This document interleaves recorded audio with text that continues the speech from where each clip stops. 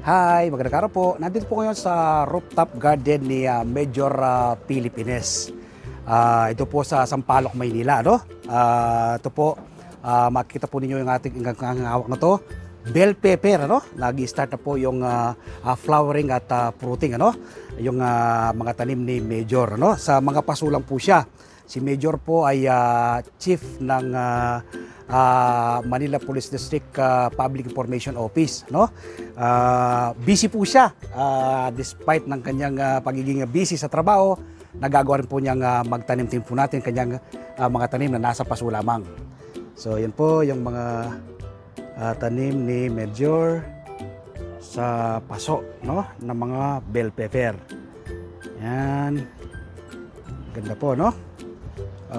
Ni-encourage po ni Major na magtanim, ano, ang bawat isa sa atin, lalo na po yung mga pulis, ano. Ang ganda po ng kanyang mga bell pepper, yan, no. Ay mga bunga na sa paso po yan. Yan, dito po sa rooftop.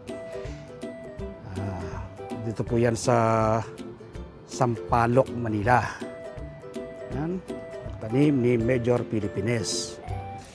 So, nawa po mula ngayong araw na mapanood nyo ko, ay magtanim rin po kayo ng sariling pagkain. Ano pong makukuha po nyo kayo nagtatanim ng sariling pagkain?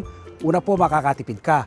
Pangalawa, masustansyang pagsasalo ng buong pamilya. At pangatlo, makakatulong ka sa pagpreserba sa ating inang kalikasan. Magtanim din po kayo ng sariling pagkain. Happy farming po and God bless.